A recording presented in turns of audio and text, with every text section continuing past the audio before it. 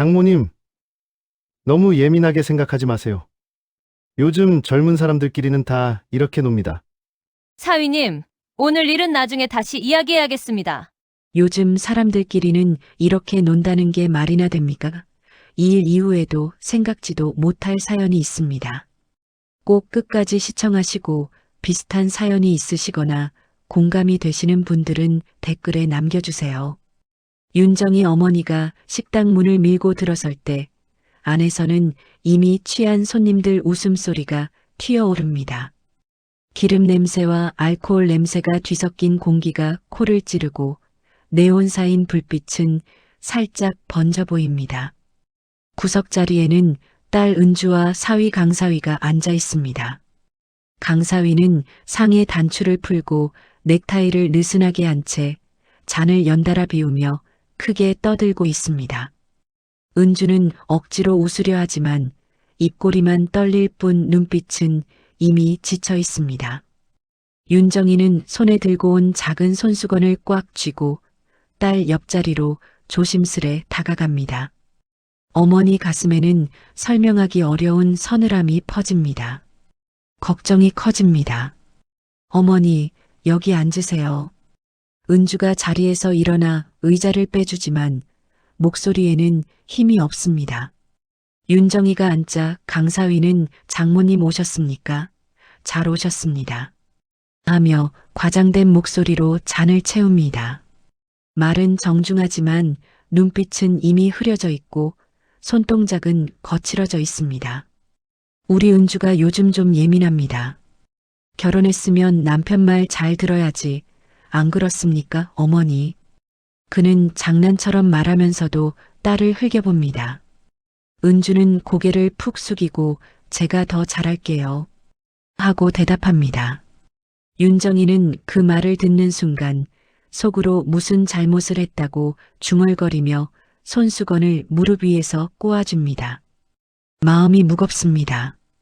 얼마 전 결혼식 날 윤정이는 같은 식당 근처 연회장에서 첫 사돈을 만났습니다. 번듯한 양복 차림의 시아버지는 인사도 짧게 하고 사진 찍자고 할 때마다 뒤로 한 발 물러섰습니다. 축의금만 놓고 서둘러 자리를 떠나던 뒷모습이 유난히 차갑게 느껴졌지만 그때는 그냥 성격이 까다로운가 보다 넘겼습니다. 딸이 그 집에 시집가고 싶어 했으니까요. 그때 윤정이는 우리 은주만 행복하면 됩니다. 하며 스스로를 달랬습니다. 지나고 보니 그 외면이 마음에 자꾸 걸립니다. 후회가 밀려옵니다.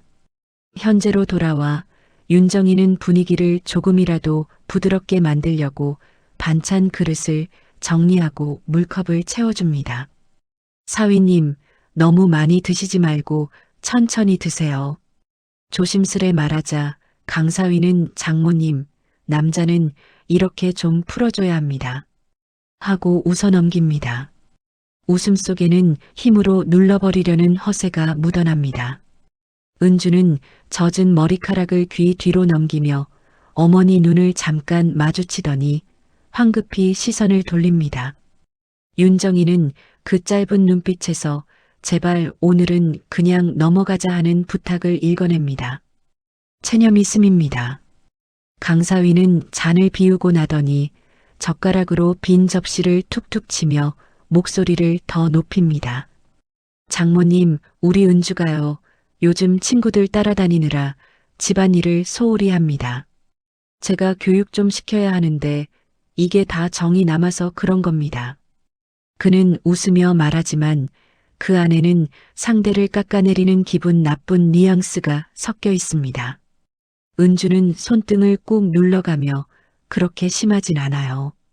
하고 작게 항변하지만 금세 말을 삼킵니다. 윤정이는 딸을 향해 손을 뻗으려다 사위 눈치를 보고 조용히 손을 거둡니다. 눈치가 보입니다. 자, 이렇게 해야 정신을 차립니다.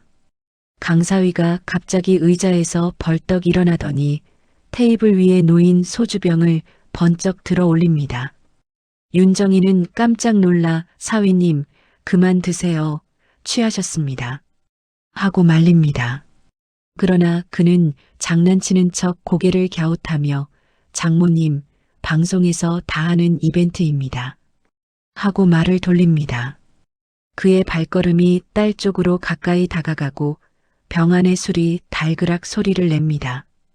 은주는 본능적으로 어깨를 움찔하며 눈을 감습니다. 두렵습니다. 순간 강사위는 소주병을 거꾸로 세워 은주의 머리 위로 기울입니다.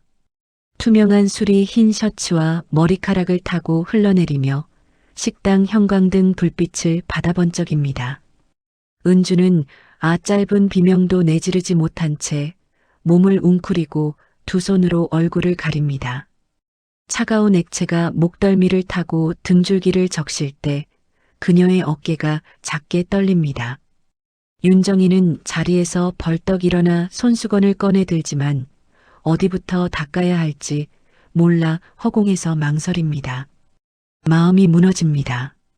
식당 안의 웅성거림이 순식간에 잦아듭니다. 옆 테이블에서 웃고 떠들던 손님들도 젓가락을 멈추고 그 장면을 바라봅니다. 야, 그건 좀 심한 거 아니야. 누군가 낮게 중얼거리지만 아무도 나서지 못합니다. 그때 카운터 뒤에 서 있던 식당 사장님이 천천히 앞으로 걸어 나옵니다. 사장은 강사위 얼굴을 뚫어지게 바라보더니 눈이 둥그레졌다가 이내 가늘게 좁혀집니다. 어디선가 본 얼굴을 다시 만난 사람처럼 그의 목이 마른 듯 한번 꿀꺽 움직입니다. 의심이 스밉니다. 윤정이는 젖은 머리카락을 손수건으로 소중히 감싸며 딸의 어깨를 토닥입니다. 은주야, 괜찮니? 많이 춥지. 어머니 목소리는 최대한 떨림을 숨기려 하지만 끝부분이 조금씩 갈라집니다. 은주는 괜찮아요. 그냥 장난이잖아요. 하고 애써 웃으려 하지만 눈가에는 금세 눈물이 고입니다. 윤정이는 주변 시선을 느끼며 딸 체면을 지켜주고 싶은 마음과 당장 사위에게 따지고 싶은 마음 사이에서 흔들립니다. 억울합니다. 강사위는 여전히 웃음을 멈추지 못한 채 장모님, 너무 예민하게 생각하지 마세요. 젊은 사람들끼리는 다 이렇게 놉니다. 하고 말합니다. 그러나 그의 웃음은 점점 어색해지고 주변의 싸늘한 분위기에 살짝 주춤합니다. 식당 사장님은 조용히 병을 빼앗아 카운터로 가져가며 윤정이 쪽을 힐끔 바라봅니다. 윤정이는 그 눈빛에서 이건 잘못됐다는 무언의 동의를 읽어내지만 아직 말을 꺼내지 못합니다. 분노가 치밉니다. 윤정이는 자리에서 천천히 일어나 젖은 손수건을 꼭 쥔 채 사위와 마주 섭니다. 사위님, 오늘 일은 나중에 다시 이야기해야겠습니다. 담담한 말 속에 오래 쌓인 인내가 한계에 다다른 기척이 스며 있습니다. 강사위는 잠시 어리둥절한 표정을 짓다가 어머니의 눈빛에서 더 이상 장난으로 넘길 수 없는 무언가를 감지합니다. 식당 안 공기가 다시 한번 무겁게 가라앉습니다. 이 밤이 끝날 때 이 가족의 모양도 함께 달라질 것 같은 예감이 스며듭니다. 결심이 생깁니다. 다음 날 아침 윤정이는 싱크대 옆에 널어둔 손수건을 멍하니 바라봅니다. 어제 딸 머리에서 술을 닦아내던 그 손수건은 아직 완전히 마르지 못해 축축합니다. 물기 사이로 희미한 소주 냄새가 남아있어 눈을 감으면 그 장면이 그대로 떠오릅니다.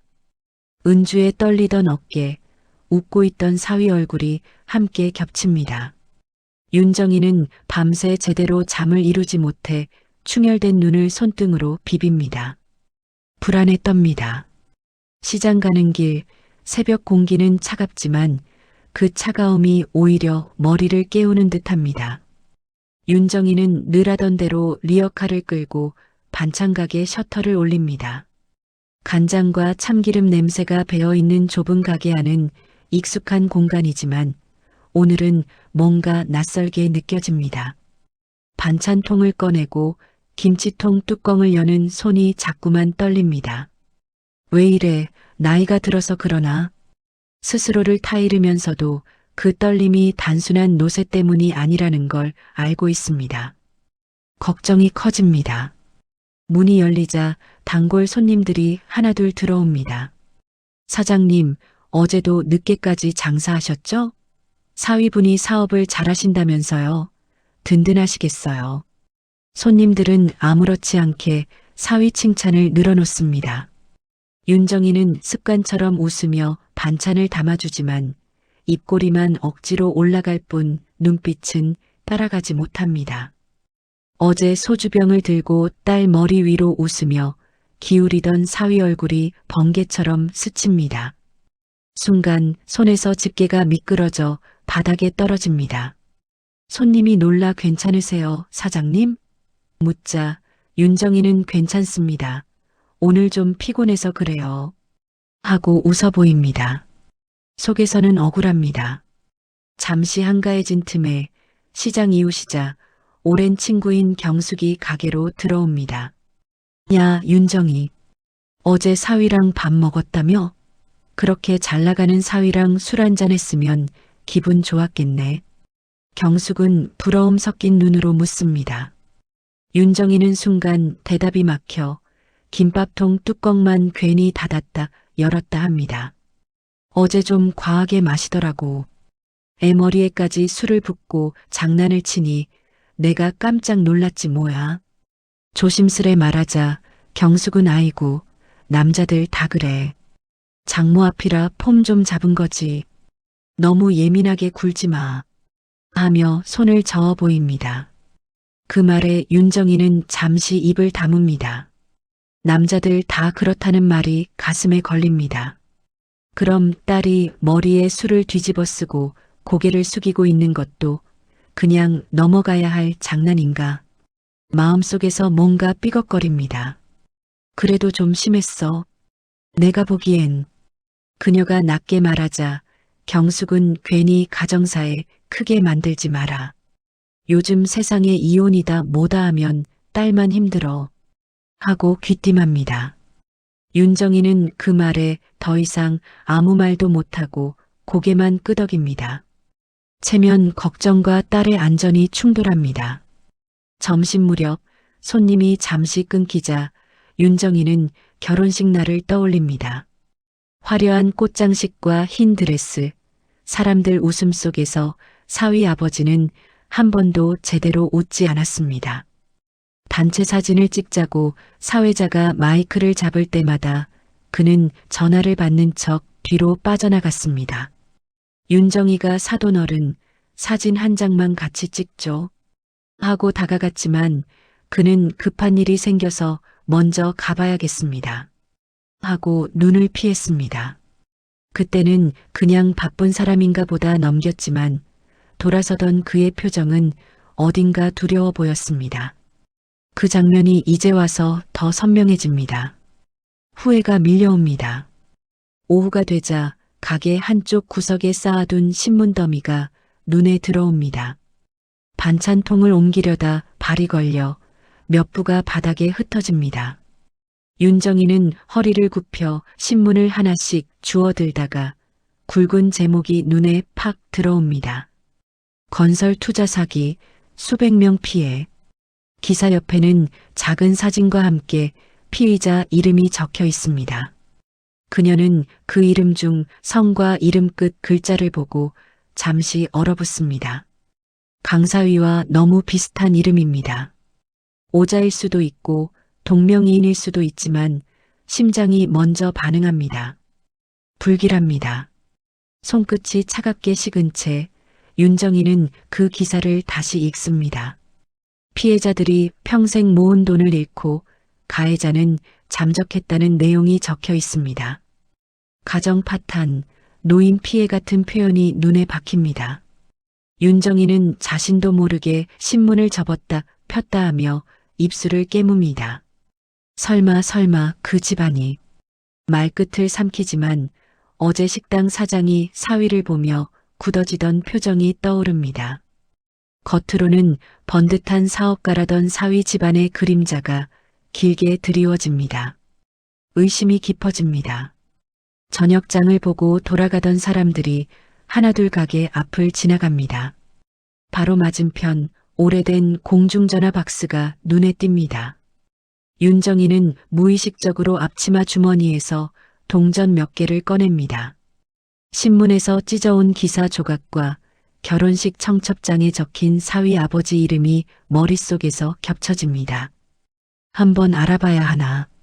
그녀는 공중전화 앞으로 다가가 수화기를 듭니다. 그러나 곧 딸 얼굴이 떠오릅니다.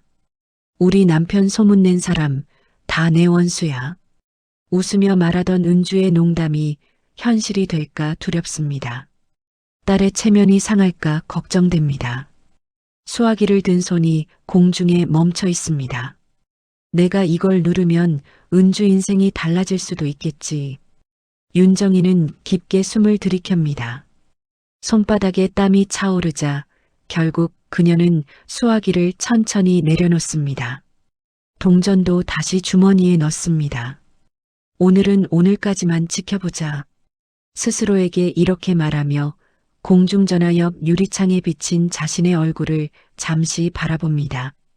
피곤한 눈가와 깊어진 주름이 선명합니다. 마음이 아픕니다. 다시 가게로 돌아온 윤정이는 젖었던 손수건을 찾아 조심스레 접습니다.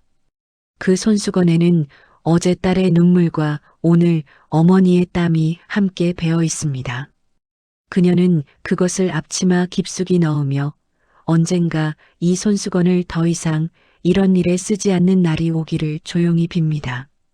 내레이션은 자식의 결혼을 위해 한번 덮어두었던 불안이 세월이 흘러 다시 떠오를 때 부모 마음이 얼마나 복잡해지는지 담담히 짚어줍니다. 윤정이는 가게의 불을 한번 쳐다보고 내일은 반드시 더 똑똑하게 살겠다고 마음속으로 다짐합니다. 작은 결심이 생깁니다. 해가 완전히 져버린 저녁, 윤정이 집 거실에는 작은 스탠드 불만 켜져 있습니다. 낮에 시장에서 돌아와 반찬통을 정리해 놓았지만 손 하나 뻗을 힘도 없이 소파에 앉아 있습니다. 테이블 위에는 물이 반쯤 남은 컵 하나와 시장에서 집어온 신문 한 부가 펼쳐져 있습니다. 투자 사기, 피해자 다수라는 굵은 글자가 여전히 눈에 들어옵니다. 윤정이는 안경을 벗었다 썼다 하며 기사에 나온 이름을 다시 확인합니다. 사위 아버지 이름과 하나 빼고 똑같습니다. 우연일까요? 인연일까요? 가슴이 두근거립니다. 문득 현관 초인종 소리가 집안 고요를 깨뜨립니다. 띵동 갑작스레 울리는 소리에 윤정이는 가슴을 쓸어내리며 자리에서 일어납니다. 이 시간에 누굴까? 딸일까? 사위일까? 아니면 문을 열자 어제의 식당 사장님이 서 있습니다. 앞치마 대신 얌전한 셔츠를 입고 있지만 표정에는 어제와 같은 무거움이 그대로 앉아 있습니다. 어머니, 갑자기 찾아와서 죄송합니다. 잠깐 시간 좀 내주실 수 있을까요? 조심스러운 목소리입니다. 거실에 마주 앉자 잠시 어색한 침묵이 흐릅니다. 사장은 두 손을 무릎 위에 가지런히 올린 채 눈을 깔고 있습니다. 윤정이가 따뜻한 물 한 잔을 내밀자 그는 감사 인사를 하고도 쉽게 입을 떼지 못합니다. 어제 많이 놀라셨죠? 그가 먼저 말을 꺼냅니다. 윤정이는 손에 쥔 컵을 내려놓으며 조심스레 대답합니다. 네, 뭐 요즘 젊은 사람들은 다 그렇게 논다니 제가 예민한 걸 수도 있고요. 입으로는 이렇게 말하지만 마음은 전혀 동의하지 못합니다. 사장은 고개를 세차게 저었습니다. 아닙니다, 어머니. 그건 장난이 아니었습니다. 솔직히 보고만 있었던 저도 죄스럽습니다. 그의 말에 윤정이는 눈썹을 살짝 치켜 올립니다. 식당에서 아무 말 못하고 술병만 치워가던 모습이 떠오릅니다. 사장님, 왜 그러세요? 다 지나간 일이잖아요. 그녀가 분위기를 누그러뜨리려 하지만 사장은 한숨을 깊게 내쉰 뒤 조심스레 말을 잇습니다. 사실은요, 어제 그 손님 얼굴을 보는데 어디서 봤나 계속 마음이 걸렸습니다. 밤새 CCTV를 다시 돌려봤습니다. CCTV 화면 속에는 몇 해 전 같은 자리에서 술을 마시던 남자가 비칩니다.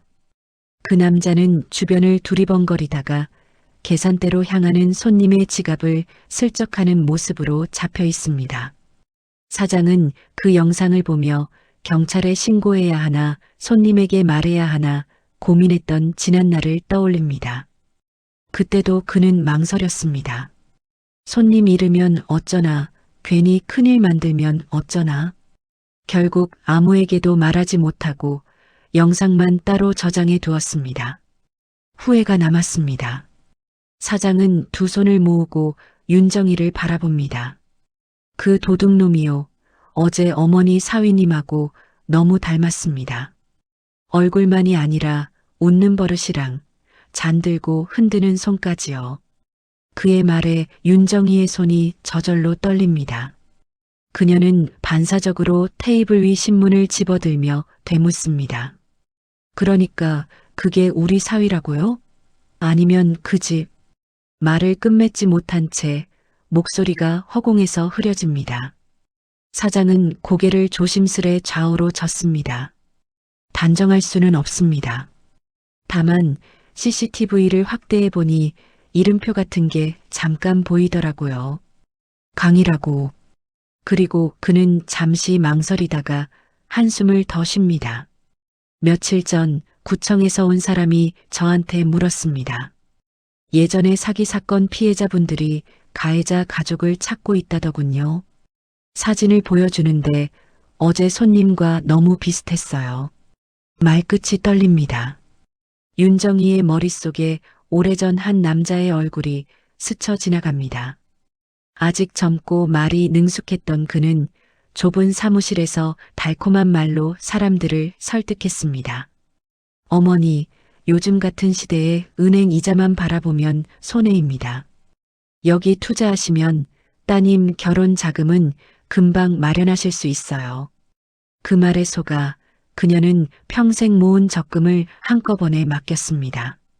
며칠 뒤 그 사무실은 흔적도 없이 사라졌습니다. 남은 것은 빨갛게 도장 찍힌 내용 증명과 속아서 울던 사람들 얼굴뿐이었습니다. 그때 가해자 이름이 적힌 서류를 본 순간 윤정이는 속으로 되뇌었습니다. 이 사람만은 내 인생에서 다시 안 보고 살았으면 그 바람이 현실이 되었다고 믿고 살았습니다. 가난했지만 딸들을 키워냈고 그중 하나를 번듯한 집으로 시집 보냈다고 스스로를 위로했습니다. 그런데 지금 그 집안 이름이 다시 눈앞에 나타나 있습니다. 딸의 남편, 사위 아버지, 그리고 신문에 실린 사기범 이름이 뒤엉켜 머릿속에서 빙빙 돕니다. 배신감이 밀려옵니다. 윤정이는 손으로 관자놀이를 눌러보며 침을 삼킵니다. 사장님, 그럼 우리 은주가 시집간 집이 그 집안일 수도 있다는 말씀이세요? 떨리는 질문입니다. 사장은 즉답을 피합니다. 정확한 건 아닙니다. 제가 괜히 어머니 가슴만 더 아프게 하는 건 아닐까 고민도 했습니다. 하지만 어제 그 장면을 그냥 넘길 수가 없었습니다. 딸 머리에 술을 붓는 사람이라면 뭔가 잘못된 게 분명합니다. 그의 눈에도 미안함과 분노가 함께 어립니다. 윤정이는 소파 등받이에 몸을 기대며 한동안 말을 잇지 못합니다. 방 안 공기는 무겁고 냉장고 돌아가는 소리만 어색하게 들립니다.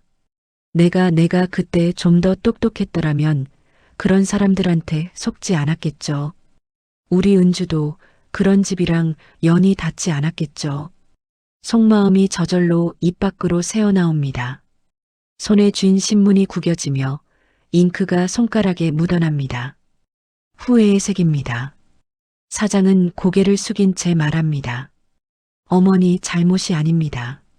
나이 드신 분들 속이는 놈들이 나쁜 겁니다. 그리고 어머니가 지금이라도 이상하다고 느끼셨으니까 아직 늦지 않았습니다. 그의 말은 위로이면서도 동시에 현실을 인정하라는 조언처럼 들립니다. 윤정이는 가만히 고개를 끄덕입니다. 그러나 마음 한켠에서는 또 다른 목소리가 올라옵니다. 그래도 딸은 행복하다고 믿고 싶다. 이 모든 게 그냥 내 과민 반응이면 안 될까? 갈등이 깊어집니다. 잠시 뒤 사장은 자리에서 일어나 인사를 합니다. 오늘 드린 말씀 부담 가지지 마세요. 그래도 어머니 혼자 너무 참지 마십시오. 그는 문 앞에서 한 번 더 허리를 숙이고 돌아갑니다. 현관문이 닫히고 나서야 윤정이는 숨을 길게 내쉽니다. 집안에 다시 고요가 찾아오지만 마음속 소리는 점점 더 커집니다. 윤정이는 주방으로 가서 찬장 위에 올려둔 오래된 소주병 하나를 꺼냅니다.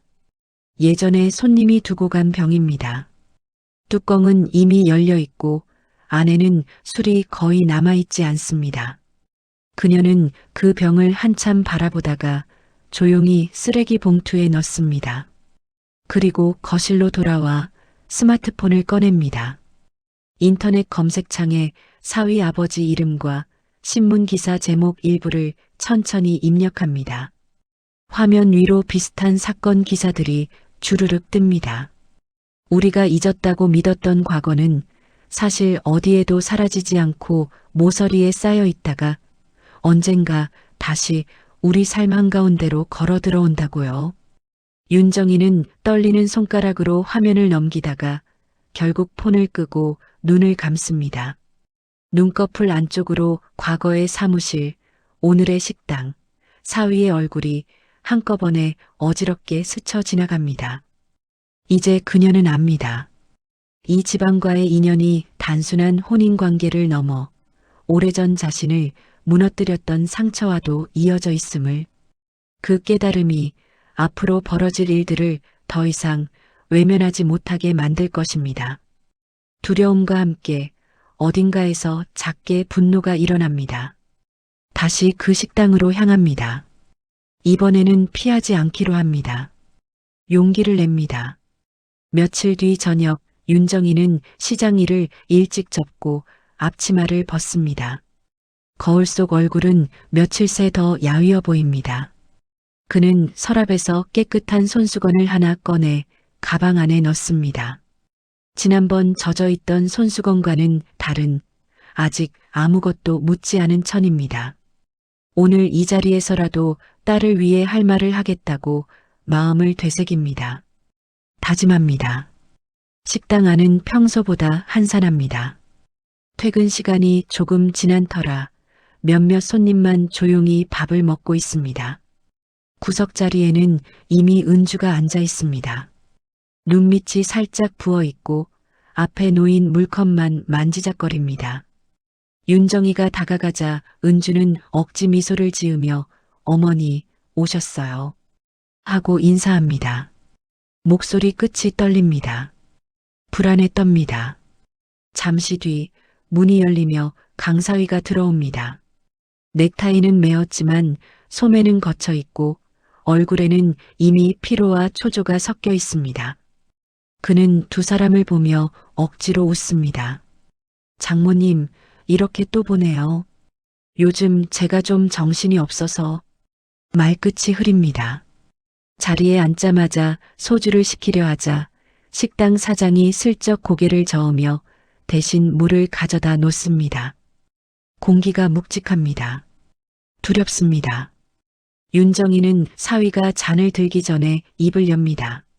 사위님, 오늘은 술 말고 이야기 좀 합시다. 평소보다 낮고 단단한 목소리입니다. 강사위는 순간 웃음을 거두고 눈을 가늘게 뜨며 어머니를 바라봅니다. 무슨 이야기십니까, 장모님? 저 요즘 회사 일도 복잡한데. 그는 손으로 넥타이를 한 번 더 만지작거립니다. 체면을 지키려 애쓰는 모습입니다. 불편합니다. 윤정이는 딸을 한 번 바라본 뒤 지난번 일을 차분히 끄집어냅니다. 그날 은주 머리에 술을 붓던 모습 나는 잊을 수가 없습니다. 사위님도 장난이라고 생각하지 않으셨으면 좋겠습니다. 말이 끝나자 은주는 고개를 푹 숙이고 손등을 꽉 쥡니다. 강사위는 아이, 그날 제가 술이 좀 과했죠. 요즘 스트레스가 많아서 그랬습니다. 다들 그렇게 하다가 주변 손님들의 시선이 자신에게 꽂혀 있는 것을 느끼고 말을 멈춥니다. 체면이 구겨집니다. 식당 사장이 조용히 다가와 테이블 위에 있던 소주병을 다른 자리로 치웁니다. 그리고는 아무 말 없이 물병만 두고 돌아갑니다. 그 짧은 행동이 오늘 이 자리가 이전과 다름을 알려줍니다. 윤정이는 가방에서 깨끗한 손수건을 꺼내 딸 앞에 조용히 놓습니다. 이제는 젖지 않았으면 좋겠습니다. 짧은 한마디에 그동안의 세월이 담깁니다. 마음이 무너집니다. 윤정이는 잠시 숨을 고른 뒤 조심스레 신문 이야기를 꺼냅니다. 사위님 아버님 성함, 제가 예전에 본 적이 있습니다. 신문 기사에서요. 투자 사기 기사였습니다. 그 말에 강사위의 손이 굳어집니다. 잔도 들지 못한 채 그는 어머니를 노려보듯 바라봅니다. 장모님, 그건 옛날 일입니다. 다 지난 일입니다. 목소리가 갑자기 높아집니다. 방어합니다. 그 순간 식당 사장이 카운터에서 한 걸음 더 나옵니다. 손님, 죄송하지만 예전에 여기 CCTV에 잡힌 분도 성함이 비슷했습니다. 그의 말은 낮지만 또렷합니다. 주변 손님 둘이 수군거리며 서로를 쳐다봅니다. 강사위의 얼굴이 창백해지고 손등에 핏줄이 도드라집니다. 그는 한참 말이 없다가 힘없이 의자 등받이에 기대어 눈을 감습니다. 공포가 스밉니다. 어머니, 제가 강사위가 어렵게 입을 엽니다. 제가 어렸을 때부터 아버지 때문에 늘 숨어 살았습니다. 어디서 우리 집 이름 나올까봐 학교에서도 회사에서도 늘 떨면서 살았습니다. 그의 말이 쏟아지기 시작합니다. 그래서 더 올라가고 싶었습니다. 돈도 자리도 다 필요했습니다. 누가 우리 집안을 무시하면 미치겠더라고요. 그는 자신의 가슴을 손으로 두드리며 고개를 떨굽니다. 죄책감에 휩쓸립니다. 은주는 조심스레 묻습니다. 그럼 내가 시집 온 집이 어머니 돈을 빼앗았던 그 집이라는 말이에요? 눈이 커지며 흔들립니다. 윤정이도 숨을 죽인 채 사위를 바라봅니다. 강사위는 정면을 보지 못하고 테이블 위에 떨어진 물방울만 멍하니 바라봅니다. 확실히 말할 수는 없습니다. 하지만 아버지가 사라진 뒤 남은 빚을 갚으려 별의별 짓을 다 했습니다. 그 과정에서 사람들을 많이 밟고 지나갔습니다. 말이 길어질수록 그의 목소리는 낮아집니다. 양심이 무겁습니다. 식당 안은 마치 시간이 멈춘 듯 조용합니다. 누군가는 휴대폰을 만지작거리다 멈추고 누군가는 젓가락을 내려놓은 채 세 사람을 바라봅니다. 윤정이는 숨을 깊게 들이마시고 내쉬며 손수건을 다시 줍니다. 사위님, 지난 세대의 잘못은 안타깝지만 그렇다고 우리 딸 머리에 술을 붓는 이유가 되지는 않습니다.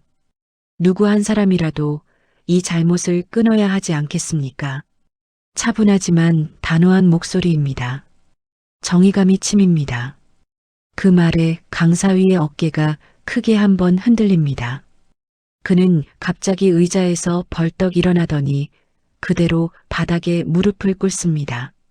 식당 바닥의 차가운 타일 위에 무릎이 닿는 소리가 작게 울립니다. 그는 두 손을 바닥에 짚고 머리를 숙입니다. 죄송합니다, 장모님. 죄송합니다, 은주야. 나도 이렇게 살고 싶진 않았습니다. 울먹이는 목소리가 식당 안을 채웁니다. 체면이 무너집니다. 은주는 자리에서 반쯤 일어나다가 그대로 얼어붙습니다. 사랑했던 남편이지만 지금 무릎 꿇은 모습이 낯설게 느껴집니다. 그동안 참아왔던 일들이 한꺼번에 떠오르며 눈가를 뜨겁게 만듭니다. 윤정이는 그 모습을 보며 이 사과가 단순한 연기가 아니길 바라면서도 한편으로는 다시 믿어도 될지 두려워합니다. 믿음과 불신이 뒤섞입니다. 혼란스럽습니다. 식당 사장은 잠시 고민하더니 카운터 뒤에 있던 전화기를 바라봅니다. 그리고는 다시 세 사람 쪽으로 눈을 돌립니다. 그의 표정에는 이제는 누군가 신고해도 이상하지 않다는 단호함이 비칩니다. 윤정이도 그 시선을 느끼며 더 이상 이 일을 집안 문제로만 묻어두어서는 안 된다는 생각이 듭니다. 사위님, 오늘 무릎 꿇으신 것 쉽게 잊지 않겠습니다. 하지만 이 일은 우리끼리만 끝낼 수 있는 일이 아닐 수도 있습니다. 숨을 고르고 덧붙입니다. 결심이 굳어집니다. 죄책감은 사람을 무릎 꿇게 만들지만 무릎을 꿇었다고 해서 모두가 용서받는 것은 아니라고요. 윤정이는 바닥에 엎드려 있는 사위를 내려다보며 이 사과를 어디까지 받아들여야 할지 스스로에게 묻습니다. 그리고 마음속으로 결심합니다. 이 무릎 꿇는 장면을 구청 상담실에서도 언젠가 똑같이 떠올리게 될 것이라고요. 식당 안 공기가 다시 한번 무겁게 내려앉는 가운데 세 사람의 시선이 서로 엇갈리며 신이 닫힙니다. 결정을 앞둔 밤입니다. 다음 날 아침 윤정이는 평소보다 늦게 눈을 뜹니다. 밤새 뒤척이다 겨우 눈을 감으면 식당 바닥에 무릎 꿇고 있던 사위 모습이 떠올랐습니다. 머리를 숙이고 죄송합니다를 반복하던 목소리, 옆에서 울먹이던 은주의 떨림이 귓가에 맴돕니다. 꿈과 현실이 뒤섞입니다. 피곤합니다. 부엌으로 나와 찬물을 한 컵 마시고 나서야 정신이 조금 돌아옵니다. 식탁 위에는 전날 가방에서 꺼내 두었던 구청 상담 안내지가 놓여 있습니다. 가정폭력 상담, 법률 지원, 임시 보호 같은 단어들이 큼지막하게 적혀 있습니다. 윤정이는 그 종이를 한참 내려다봅니다. 이 안내지 한 장이 딸 인생을 새로운 방향으로 밀어넣을 수도 있다는 생각이 듭니다. 손끝이 저릿합니다. 그때 방문이 살짝 열리며 은주가 수줍게 얼굴을 내밉니다. 화장기 없는 얼굴에는 다크서클이 짙게 내려와 있습니다. 어머니, 어제 많이 놀라셨죠? 은주가 조심스레 묻습니다. 윤정이는 웃으려 애쓰며 괜찮다, 나는. 너나 괜찮으냐? 하고 되묻습니다. 은주는 잠시 망설이다가 소매를 살짝 걷어 올립니다. 흰 팔뚝에 옅은 멍 자국이 보입니다. 눈에 띌 정도는 아니지만 오래 쌓인 상처의 흔적처럼 보입니다. 윤정이 가슴이 철렁 내려앉습니다. 아픕니다. 이건 예전에 장난치다가 생긴 거예요. 어머니, 너무 신경 쓰지 마세요. 은주는 허둥지둥 소매를 다시 내립니다. 말은 가볍지만 눈빛은 두려워 흔들립니다. 윤정이는 아무 말도 하지 못한 채 서랍에서 손수건을 꺼내 딸에게 건넵니다. 그냥 이거 가지고 다녀라. 눈물 나면 닦고 아프면 한번 꼭 쥐고. 작은 물건에 마음을 담아 건넵니다. 잠시 침묵이 흐르다가 윤정이가 어렵게 입을 엽니다. 은주야, 어제 상담 안내지 받아왔다. 구청에서 도와줄 수 있대. 은주는 순간 표정을 굳히며 종이를 바라봅니다. 이혼 상담이요? 입술이 마른 듯 말을 더듬습니다. 윤정이는 고개를 끄덕입니다. 그냥 이야기만 들어보자는 거다. 아직 당장 뭘 하자는 게 아니다. 혹시 우리가 모르고 있는 길이 있을까 해서. 은주는 의자를 끌어와 앉습니다. 두 사람 사이에 안내지가 놓이고 마치 저울의 추처럼 묵직하게 자리를 차지합니다. 어머니, 저 아직 잘 모르겠어요. 그 사람 어제 무릎까지 꿇었잖아요. 울면서 다시 안 그러겠다고. 은주의 목소리에는 여전히 남은 정과 습관적인 책임감이 섞여 있습니다.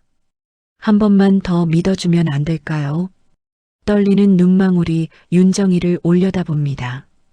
윤정이는 그 눈빛을 외면하지 못합니다. 자식에게 남편을 잃게 만들까 두렵고 한편으로는 더 큰 상처를 막기 위해 단호해져야 한다는 생각이 동시에 스칩니다. 은주야, 어제만 그랬냐? 그전에는 말끝을 흐리자 은주는 입술을 깨물며 고개를 숙입니다. 예전에도 몇 번 있었어요. 근데 그때마다 미안하다고 다시 안 그러겠다고 했거든요. 그래서 은주는 끝내 말을 잇지 못하고 손수건으로 눈가를 가립니다. 눈물이 떨어집니다. 결국 두 사람은 함께 구청으로 향합니다. 낮 햇살은 환하지만 구청 건물 앞에 서니 공기가 묵직하게 느껴집니다. 유리문을 밀고 들어가자 번호표 기계와 안내 표지판, 사람들 발걸음 소리가 섞여 들립니다. 윤정이는 가정상담실이라 적힌 작은 팻말을 발견하고 떨리는 손으로 문을 두드립니다. 상담실 안에는 중년 여성 상담사가 앉아 있습니다. 부드러운 인상이지만 눈빛은 단단합니다. 어서 오세요. 무엇을 도와드릴까요? 존댓말이지만 따뜻합니다. 윤정이는 어디서부터 말을 꺼내야 할지 몰라 한동안 입술만 달싹입니다. 결국 은주가 먼저 입을 엽니다. 저 남편이 술 마시면 좀. 그 한마디에 상담사는 상황을 가늠한 듯 고개를 끄덕입니다. 상담사는 차분한 목소리로 절차를 설명합니다. 가정폭력은 혼자 참으셔야 하는 문제가 아닙니다. 경찰에 신고하시면 전담팀이 출동하고 필요하시면 임시 보호시설도 이용하실 수 있어요. 법원에 접근금지 신청도 할 수 있고요. 그녀는 준비된 안내지를 꺼내 한 줄씩 설명합니다. 글씨와 도표가 빼곡하지만 설명은 생활어로 쉽고 또렷합니다. 윤정이는 그 종이를 받아들며 우리가 의지할 곳이 있구나 하는 안도감과 함께 정말 이 길을 밟아야 하나 하는 두려움이 동시에 밀려옵니다. 복잡합니다. 은주는 설명을 듣는 동안 손수건을 꼭 쥐고 있습니다. 상담사가 지금 집으로 돌아가셔도 안전하다고 느끼세요? 라고 묻자 은주는 잠시 말을 잇지 못합니다. 그리고 아주 낮은 목소리로 솔직히 말하면 잘 모르겠어요. 라고 답합니다. 내 마음도 혼란스럽습니다. 상담사는 고개를 끄덕이며 그럼 오늘은 절차만 알고 가셔도 괜찮아요. 중요한 건 두 분이 혼자가 아니라는 사실입니다. 라고 덧붙입니다. 위로가 스밉니다. 상담이 끝날 즈음 상담사는 조용히 한마디를 더 얹습니다. 참고 사시는 게 미덕이라고 배운 세대시라 여기까지 오시기까지 많이 망설이셨을 거예요. 하지만 어머니, 참는다고 해서 아이 인생이 지켜지는 건 아닙니다. 때로는 끊어내는 용기가 더 큰 보호가 되기도 합니다. 윤정이는 그 말을 듣는 순간 심장이 쿵 내려앉는 느낌을 받습니다. 남들 앞에서 눈물 보이기 싫어 그저 고개만 끄덕입니다. 마음속에서는 울음이 터집니다. 구청 밖으로 나오자 오후 햇살이 두 사람 어깨 위로 내려앉습니다. 계단 아래에서 잠시 멈춰서 윤정이는 안내지를 다시 펼쳐봅니다. 종이 모서리가 구겨져 있고 중간중간 연필로 밑줄을 그어놓은 부분이 눈에 들어옵니다. 은주가 조심스레 묻습니다. 어머니, 우리 정말 이렇게까지 해야 할까요? 그 질문 안에는 남편에 대한 미련, 아이를 갖고 싶었던 미래, 시댁 어르신들, 체면까지 온갖 생각이 뒤엉켜 있습니다. 윤정이는 딸을 바라봅니다. 피곤하고 지친 얼굴이 자신의 젊은 시절을 떠올리게 합니다. 그때 자신도 누군가에게 도움을 청할 수 있었다면 삶이 달라졌을지도 모릅니다. 은주야. 윤정이가 천천히 말을 잇습니다. 엄마는 내가 맞으면서 사는 건 원치 않는다. 웃으면서 마음 편하게 밥 먹는 날이 많았으면 좋겠다. 그게 엄마 욕심이다. 솔직한 마음이 흘러나옵니다. 은주는 손수건으로 눈가를 한번 훔치고 깊게 숨을 들이쉰 뒤 고개를 끄덕입니다. 조금만 더 생각해 볼게요. 그래도 여길 한번 와서 이야기 들으니까 덜 무섭네요. 그녀의 말에 윤정이도 미소를 지어 보입니다. 내레이션은 말합니다. 결정을 당장 내리지 못해도 괜찮다고, 중요한 것은 도망치지 않고 필요한 문을 한 번이라도 두드려 본 용기라고요. 두 사람은 구청 계단을 천천히 내려옵니다. 윤정이의 앞치마 주머니 안에는 새로 받은 상담 안내지와 오래된 손수건이 함께 들어 있습니다. 한 장은 제도의 문을, 하나는 어머니의 마음을 상징합니다. 오늘 어머니는 저울 위에 올려진 두 가지를 처음으로 똑바로 바라보았습니다. 씨는 어머니 손이 안내지를 쥔 채 살짝 떨리는 모습 위로 천천히 멈추며 마무리됩니다. 아직 결정은 끝나지 않았지만 더 이상 예전처럼 눈을 감고 넘기지는 않을 것 같은 암시를 남깁니다. 퇴근 시간이 조금 지난 저녁, 은주집 주방에는 형광등 불만 환하게 켜져 있습니다. 조용한 집안에 냉장고 돌아가는 소리만 낮게 울립니다. 원래라면 반찬 냄새와 TV 소리가 뒤섞일 시간이지만 오늘은 이상하게도 밥 냄새가 나지 않습니다. 식탁 위에는 덩그러니 소주병 하나와 오후에 구청에서 받아온 가정폭력법률 상담 안내지가 포개져 놓여 있습니다. 술과 종이가 나란히 있는 모습이 이 집이 어느 갈림길에 서 있는지 보여줍니다.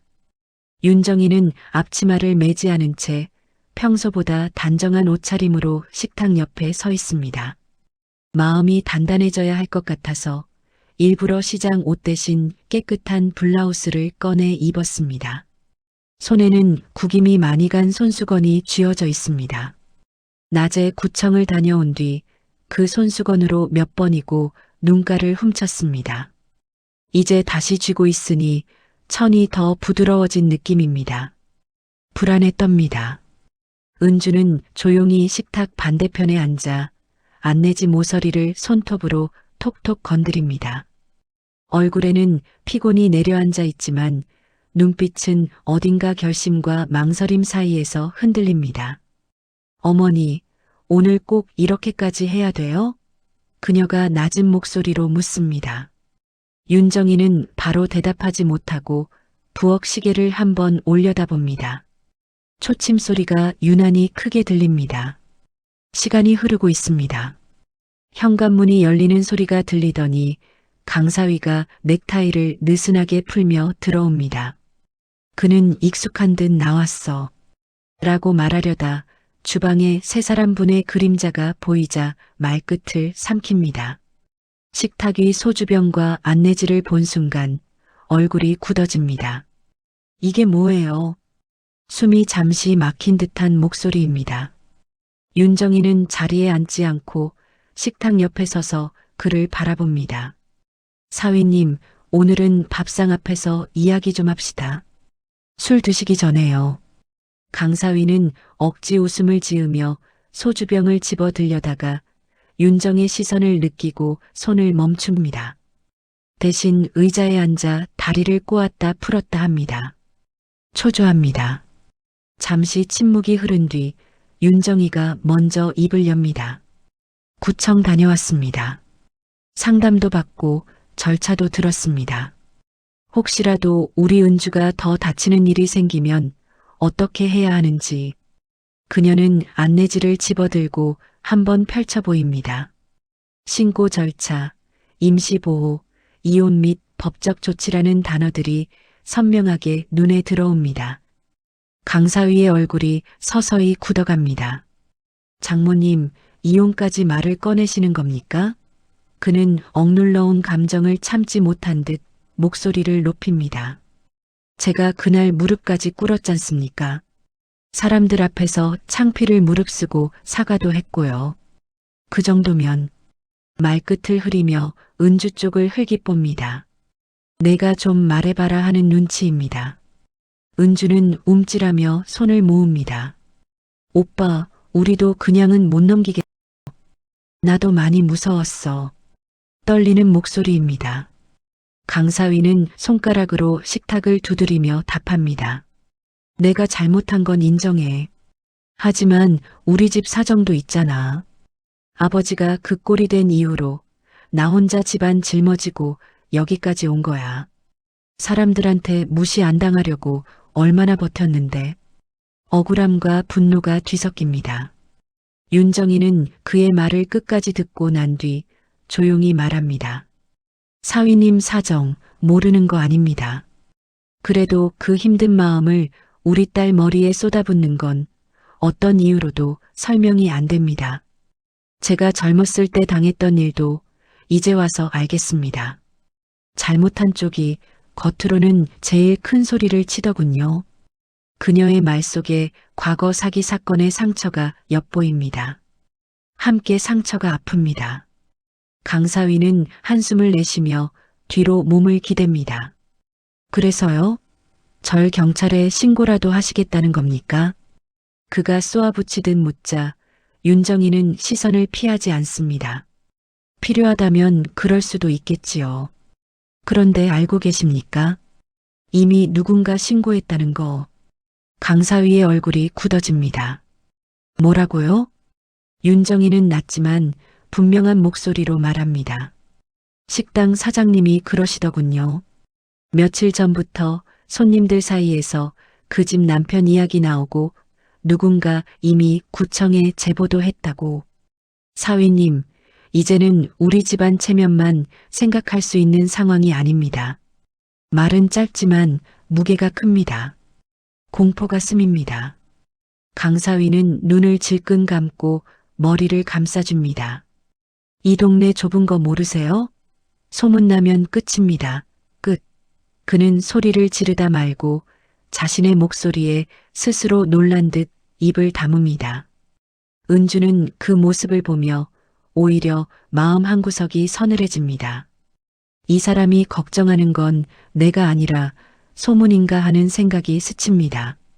서글픕니다. 윤정이는 자리에서 일어나 식탁 반대편으로 천천히 걸어갑니다.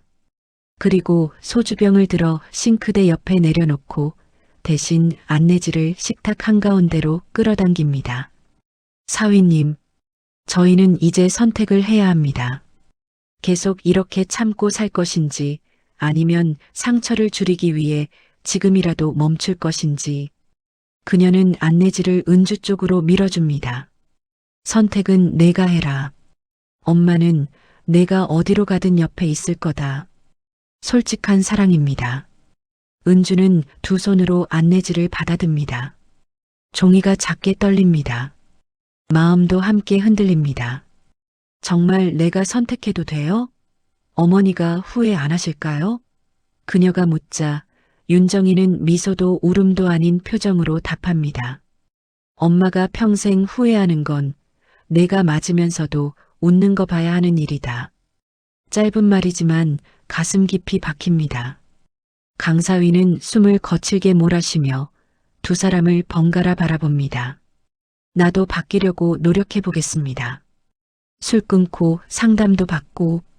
그는 급하게 약속을 쏟아냅니다. 그러나 그 말이 몇 번이나 반복되었는지 이미 세 사람 모두 알고 있습니다. 약속이 쌓인다고 해서 상처가 지워지지는 않는다고요.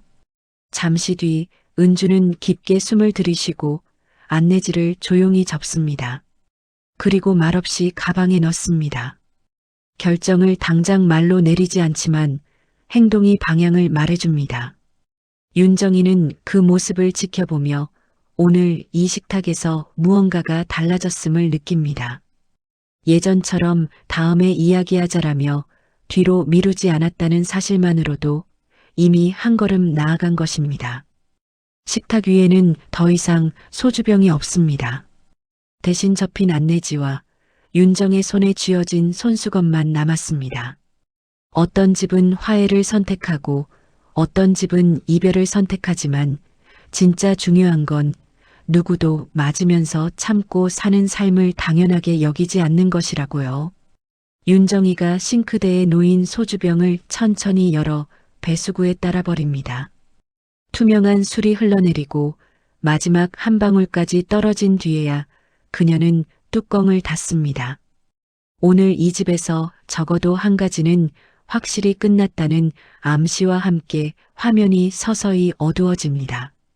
결단의 밤이 시작됩니다. 오늘은 종이에 도장을 찍느냐 마느냐 그 차이 하나로 인생이 갈라지는 날입니다. 손이 떨립니다. 며칠 뒤 낮 맑은 하늘 아래로 법원 건물이 우뚝 서 있습니다. 유리 외벽과 회색 벽돌이 햇빛을 받아 번들거립니다. 윤정이와 은주는 법원 계단 아래에서 한동안 올라가지 못한 채 서 있습니다. 사람들은 바쁘게 오르내리지만 두 사람 발걸음만 바닥에 붙어버린 것 같습니다. 은주의 손에는 갈색 서류 봉투가 들려 있습니다. 봉투 모서리가 손가락 사이에서 구겨져 있습니다.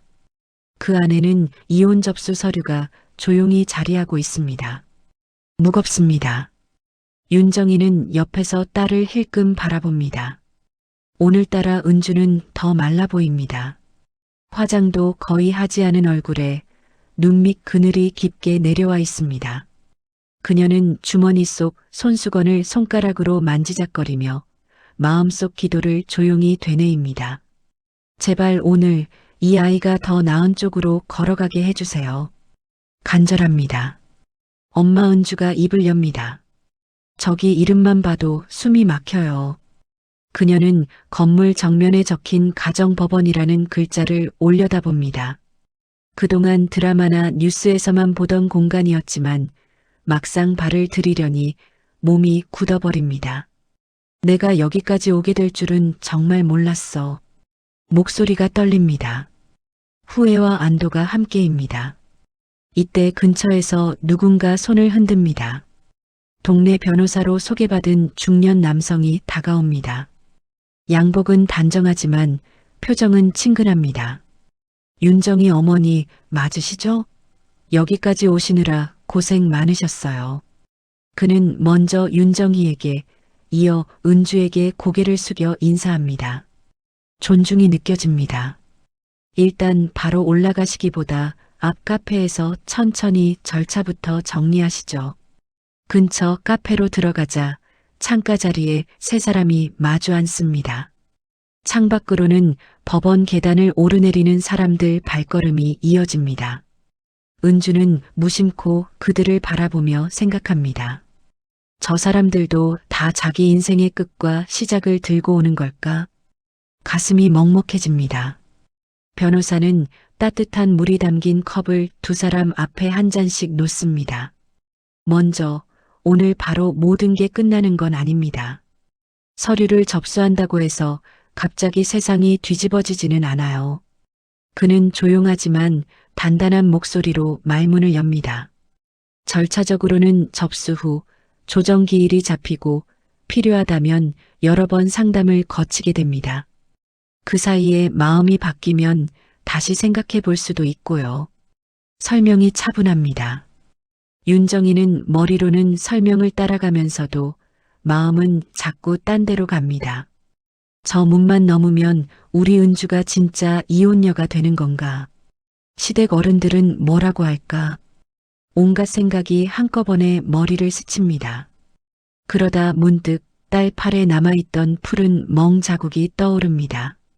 가슴 한가운데가 다시 뜨겁게 타오릅니다. 화가 납니다. 변호사는 은주를 향해 묻습니다. 은주 씨, 가장 두려운 게 뭔지 한 가지만 딱 꼽아보실래요? 은주는 한동안 말이 없습니다. 손가락으로 종이컵 테두리를 빙글빙글 돌리다가 겨우 입을 엽니다. 사람들 시선이요. 남편 하나 제대로 못 잡은 여자라고 할까봐. 진심이 묻어납니다. 윤정이는 그 말을 듣자마자 자신의 젊은 시절이 떠오릅니다. 남편 없이 아이 키운다는 이유로 동네에서 얼마나 많은 소문을 견뎌야 했는지. 은주야. 윤정이가 조용히 끼어듭니다. 사람들 시선이 내 멍을 대신 맞아주지는 않는다. 밤에 내 옆에서 울어주는 것도 아니고 말끝이 조금 떨리지만 방향은 분명합니다. 변호사는 잠시 두 사람을 바라보다가 한 장의 서류를 꺼내 보여줍니다. 사실 비슷한 사건이 하나 더 있습니다. 같은 남편 때문에 다른 피해자가 이미 상담을 받으러 온 기록이 있어요.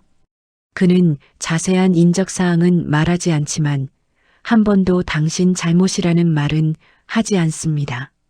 대신 이렇게 말합니다. 은주 씨, 혼자가 아니라는 뜻이에요.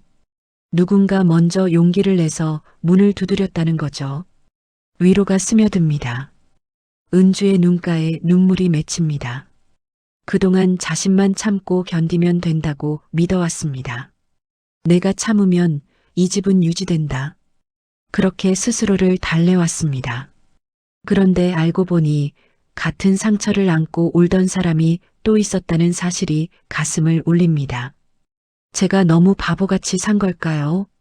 그녀가 중얼거리자 윤정이는 고개를 세차게 졌습니다. 아니다. 우리 세대는 다 그렇게 살라고 배웠다. 참으라고, 참고 버티라고. 잠시 정적이 흐릅니다. 카페 안 스피커에서 잔잔한 음악이 나오지만 세 사람 귀에는 들리지 않습니다. 변호사가 마지막으로 말을 잇습니다. 도장을 찍으라는 말씀을 드리려 온 게 아닙니다. 다만 내가 스스로를 지키기 위해 여기까지 온 걸 부끄러워하지 말라는 말은 꼭 하고 싶었습니다. 그의 말에 은주는 고개를 숙인 채 눈물을 훔칩니다. 손수건이 젖어갑니다.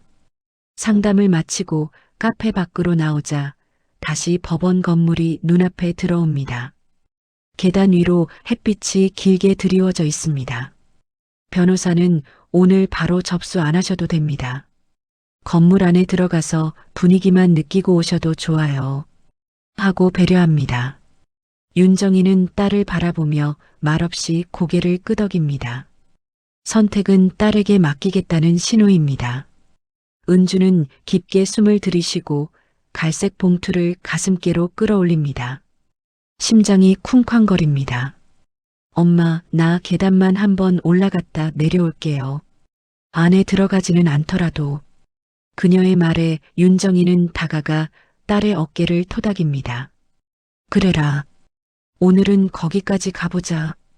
어머니 목소리에는 응원과 안도가 함께 담겨 있습니다. 두 사람은 천천히 계단을 오릅니다. 발걸음마다 지난 세월의 기억이 하나씩 뒤에 떨어져 나가는 듯합니다. 결혼식 날 행복하다고 믿었던 순간들, 술 냄새와 함께 찾아온 폭력의 밤들, 식당에서 머리 위로 쏟아지던 소주의 차가움이 한꺼번에 떠올랐다 사라집니다. 은주는 한 계단 한 계단 밟으며 마음속으로 묻습니다. 정말 이 사람과 끝내야 할까? 아니면 나한테도 새로운 시작이 가능한 걸까? 혼란스럽습니다.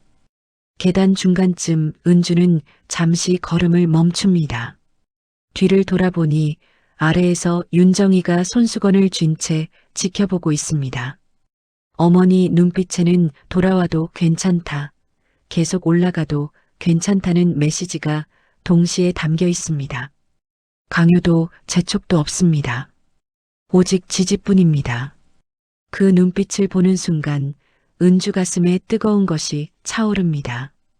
결국 은주는 계단 끝까지 오르지 않고 중간에서 멈춰섭니다. 그리고 난간에 봉투를 살짝 기대어 놓고 하늘을 한번 올려다봅니다. 눈을 감고 숨을 고른 뒤 봉투를 다시 품에 안습니다. 내레이션은 속삭입니다. 오늘 그녀가 내린 결정은 접수 여부가 아니라 더 이상 혼자 두려움 속에 숨지 않겠다는 약속이라고요. 시는 은주가 계단을 내려오며 어머니 앞에 서는 장면으로 마무리됩니다. 엄마, 나 아직은 도장 못 찍겠어. 그렇지만 다음에 여기 올 땐 더 안 떨면서 오고 싶어. 솔직한 고백입니다. 윤정이는 그 말을 듣고 눈시울이 붉어지지만 미소를 지으며 대답합니다. 그래도 좋다. 오늘 여기까지 온 것만으로도 엄마는 고맙다. 두 사람은 나란히 법원을 등지고 걸어 나옵니다. 갈색 봉투는 여전히 무겁지만 어제보다 조금은 덜 외로워 보입니다. 화면은 멀어지며 법원 계단 위에 남아있는 긴 그림자와 함께 씬을 닫습니다. 관계의 끝을 당장 정하지 못했어도 적어도 이제 그 끝을 스스로 묻기 시작했다는 변화가 잔잔하게 남습니다. 한 달이 흘렀습니다. 상처는 아직 남아있지만 피가 멎은 자리에 새살이 조금씩 올라옵니다. 조용히 숨을 고릅니다. 오후 햇빛이 골목길을 비스듬히 비춥니다. 윤정이와 은주는 나란히 걸어 오래된 식당 앞에 섭니다. 한때 술 냄새와 사람들 이야기로 가득하던 그곳은 오늘만큼은 유난히 조용합니다. 유리문에는 정리 중이라는 작은 종이 쪽지가 붙어 있습니다. 은주는 무의식적으로 문고리를 한번 만져봅니다. 차가운 금속의 감촉이 손끝으로 전해집니다. 떨림이 스밉니다. 문을 밀고 들어가자 비어있는 테이블들이 줄지어 서 있습니다. 의자들은 반쯤 올려져 있고 바닥에는 청소 후 물기가 군데군데 남아 있습니다. 카운터 위에는 치워지지 않은 비워진 술잔 몇 개가 상자 옆에 놓여 있습니다. 한때는 웃음과 고성이 오가던 자리지만 지금은 모든 소리가 멈춘 후의 무대 같습니다. 쓸쓸하지만 이상하게도 마음이 조금 가벼워집니다. 식당 사장은 앞치마 대신 평상복 차림으로 마지막 정리를 하고 있습니다. 윤정이와 은주를 보자 그는 반갑고도 미안한 표정으로 다가옵니다. 어머니, 은주 씨 오셨군요.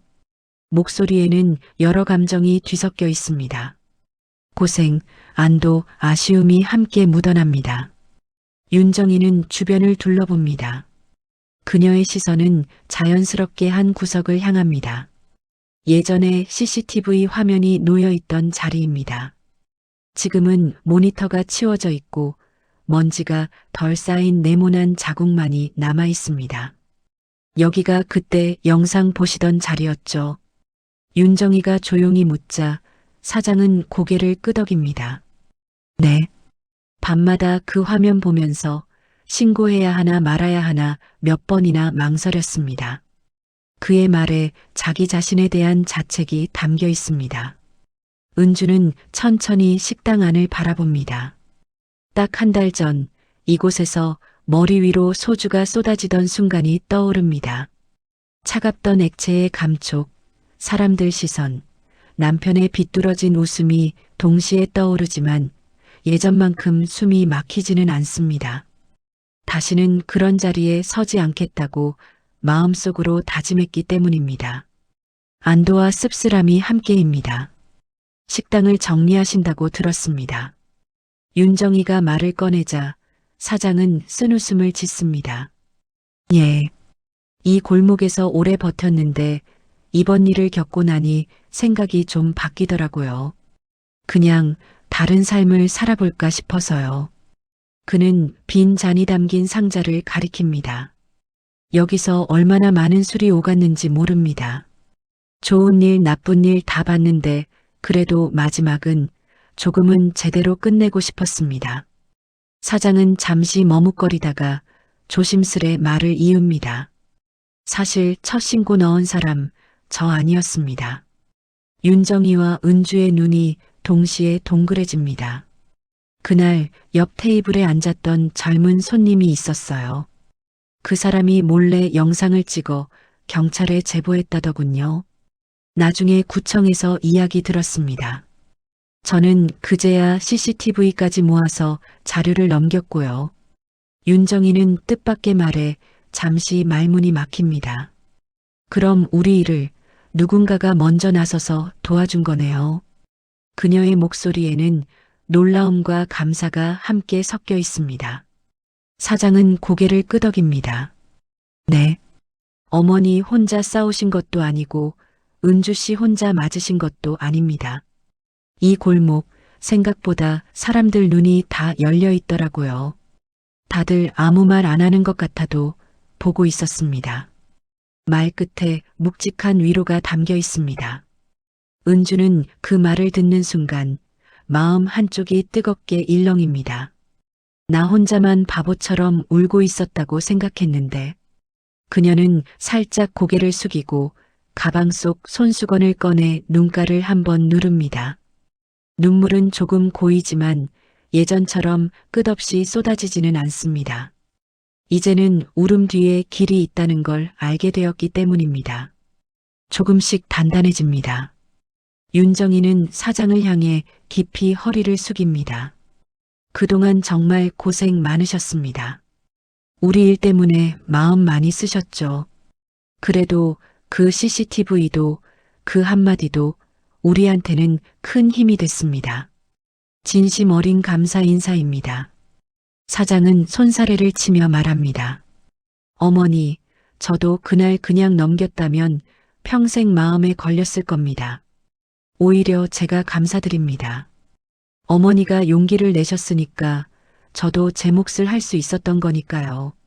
세 사람은 잠시 말없이 빈 식탁을 바라봅니다. 테이블 위에는 비워진 술잔 하나가 남아 있습니다. 사장은 그 잔을 들어 상자에 담으려다 잠시 멈춥니다. 그리고 잔을 다시 꺼내 깨끗한 물을 조금 따라 놓습니다. 술 대신 물로 남겨두고 싶네요. 이 자리 기억하는 의미로요. 그는 잔을 식탁 중앙에 조용히 올려둡니다. 술이 아닌 물이 잔을 채우니 같은 유리잔인데도 느낌이 전혀 다릅니다. 맞습니다. 지난 한 달을 스쳐 지나갑니다. 구청 상담실에서 은주가 한 번 더 상담을 받는 모습, 윤정이가 시장 사람들에게 조금씩 솔직하게 사정을 털어놓고 이제는 안 참겠다고 말하는 장면, 강사위가 집을 나가 혼자 지내며 상담을 받으러 다니는 뒷모습이 짧게 스칩니다. 완벽한 해피엔딩은 아니지만 각자의 자리에서 조금씩 방향을 바꾸고 있는 모습입니다. 한번 깨진 그릇은 원래대로 돌아갈 수 없지만 그 조각들로 새로운 모양을 만들어 볼 수는 있다고요. 식당 정리도 거의 끝나가자 사장은 마지막으로 셔터 스위치 옆에 서서 두 사람을 바라봅니다. 이제 문 닫겠습니다. 그는 말끝에 짧은 웃음을 덧붙입니다. 슬픔만 있는 웃음이 아니라 새로운 시작 앞에서 나오는 쓸쓸한 미소입니다. 윤정이와 은주는 함께 고개를 끄덕입니다. 그가 스위치를 내리자 식당 셔터가 천천히 내려옵니다. 철문이 내려오는 소리가 골목에 울립니다. 예전에는 장사 끝날 때마다 듣던 소리지만 오늘은 유난히 길게 들립니다. 셔터가 바닥에 닿는 순간 이곳에서 시작된 수많은 밤과 눈물, 소주 냄새가 함께 닥치는 듯합니다. 조용한 카타르시스가 스밉니다. 윤정이는 잠시 셔터를 손바닥으로 쓸어봅니다. 차가운 철판 너머로 수많은 기억이 밀려옵니다. 딸 머리 위로 쏟아지던 술, 무릎 꿇던 사위, 아무 말 못하고 지켜보던 자신, 그리고 지금 문을 닫고 식당을 떠나는 세 사람. 그녀는 마음속으로 조용히 말합니다. 이제 이 골목에서는 우리 이야기가 다시 반복되지 않기를 기도합니다. 은주는 골목 끝을 바라봅니다. 저쪽 끝에는 버스 정류장이 있고 그 뒤로는 다시 사람들 일상이 이어집니다. 어머니, 은주가 말합니다. 이 골목을 지날 때마다 그날 생각이 날 것 같아요. 그래도 예전처럼 무서워서 피하진 않을 것 같아요. 그녀의 목소리에는 작은 떨림과 함께 이전보다 조금 더 단단해진 울림이 있습니다. 윤정이는 딸의 어깨에 손을 올립니다. 그래, 우리가 여기까지 와서 이 문 닫는 걸 보고 가는 것도 다 이유가 있을 거다. 그녀는 미소를 지으며 덧붙입니다. 이제부터는 우리 둘이 먹는 밥상엔 술 대신 웃음이 좀 더 많았으면 좋겠다. 작은 소망입니다. 두 사람이 식당을 등지고 골목길을 걸어나가는 뒷모습이 보입니다. 햇빛이 두 사람 그림자를 길게 늘어뜨립니다. 상처는 흔적을 남기지만 그 흔적이 더 이상 나를 묶어두지 않을 때 비로소 진짜 끝이 찾아온다고요.